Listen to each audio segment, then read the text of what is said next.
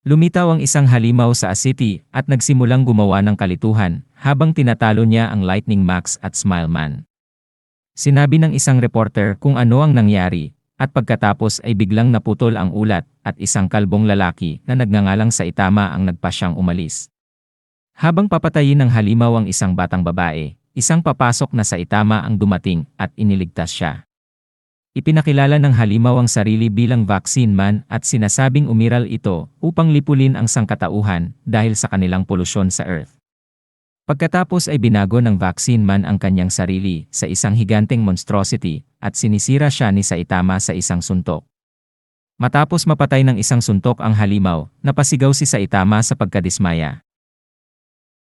Ang episode pagkatapos ay lumipat sa isang flashback 3 taon bago siya naging isang bayani, na nagpapakita ng isang walang trabaho na pakikipagtagpo ni Saitama kay Krablante, isang tao na nakakuha ng mga tampok na tulad ng alimango pagkatapos kumain ng labis na alimango. Iniligtas siya ng halimaw, ipinaliwanag na ito ay nangangaso ng isang batang lalaki na may malaking baba. Kaagad na nakatagpo ni Saitama ang bata, na ipinakitang gumuhit ng mga utong kay Krablante gamit ang isang permanenteng marker habang siya ay natutulog. Nang mahanap sila ni Krablante, nagpasya si Saitama na protektahan ang bata, at pinatay ang halimaw sa pamamagitan ng pagtanggal ng talukap ng mata nito gamit ang kanyang kurbata. Habang inaalala ng kasalukuyang Saitama ang mga pangyayari, habang namimili, isang napakalaking tao ang umatake sa lungsod. Ang lalaki ay resulta ng isang experimental na steroid na tinatawag na biceps brachii king na binuo ng kanyang nakatatandang kapatid na siyentista na baliw. Nagsimula ang dalawa upang sakupin ang mundo para lamang maobserbahan ng nakatatandang kapatid sa pagkabigla na si Saitama ay nakasakay sa kabilang balikat ng kanyang kapatid. Inutusan niya ang higante na patayin ang lalaki sa kanyang balikat na aksidenteng naging sanhi ng kanyang sariling kamatayan. Inatake ng galit na nakababatang kapatid si Saitama, tila natalo siya, at nagdadalamhati na pakiramdam niya ay walang laman sa kabila ng pagiging pinakamalakas na tao sa buhay. Si Saitama, na umuusbong na hindi nasaktan, ay nagkomento na ang ganap na kapangyarihan ay nakakainip at natalo ang higante sa isang suntok na hindi sinasadyang nawasak ang Bicity.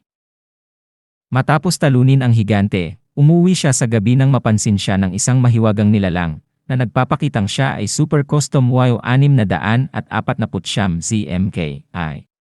Habang ang Super Custom WO649 ZMK, ipinagmamalaki ko ang kanyang pagmamahal na gumawa ng mga custom na kotse, kaya't siya ay nagbihis at naging isang custom na halimaw na mahilig sa kotse. Tinitigan lang siya ni Saitama at insulto ng halimaw ang kanyang kalbo na ulo, na nag-udyok kay Saitama na hampasin siya ng isang suntok na ikinamatay ng halimaw.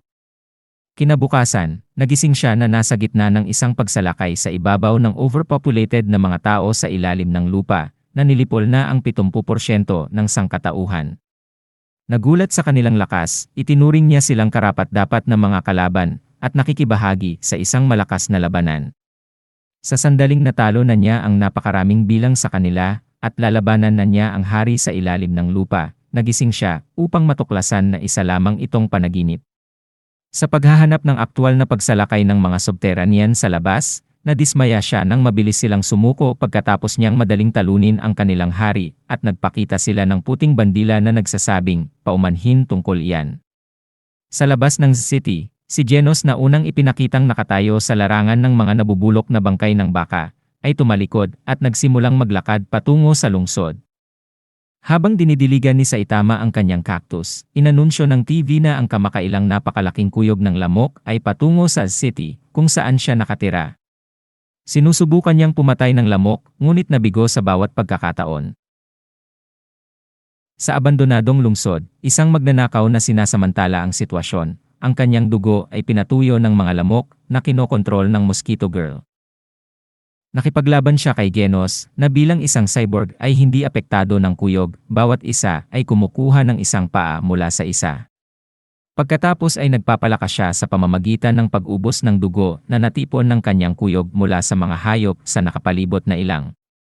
Naging sanhi ito ng labanan sa pagitan nila ni Genos na maging isang panig, ngunit siya ay itinapon sa kalangitan ni Saitama sa isang sampal. Sa pagkamangha, hiniling ni Genos kay Saitama na maging kanyang alagad, kung saan siya ay sumunod. Lumilitaw si Genos sa pintuan ni Saitama makalipas ang ilang araw na labis na ikinainis niya. Ipinaliwanag niya ang kanyang sitwasyon at ang kanyang kasaysayan sa pagitan niya at ng Mad Cyborg sa isang mahabang panahon na monologo na ikinadismaya ni Saitama. Sa ibang lugar, sinuri ng isang lalaki sa isang lihim na pasilidad ang pagkatalo ni Mosquito Girl at nagpa siyang hulihin si Saitama para sa kanyang mga eksperimento. Bumalik sa apartment ni Saitama, ang pag-uusap ni Saitama at Genos ay naputol ng messenger ng House of Evolution na agad na nawasak.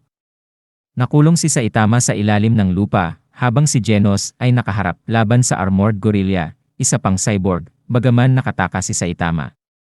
Mabilis niyang natalo ang kanyang dalawang kalaban, at pagkatapos ay tinanong ang natalong cyborg, na nataranta nang mapagtanto niyang nawasak na ang natitirang bahagi ng kanyang koponan.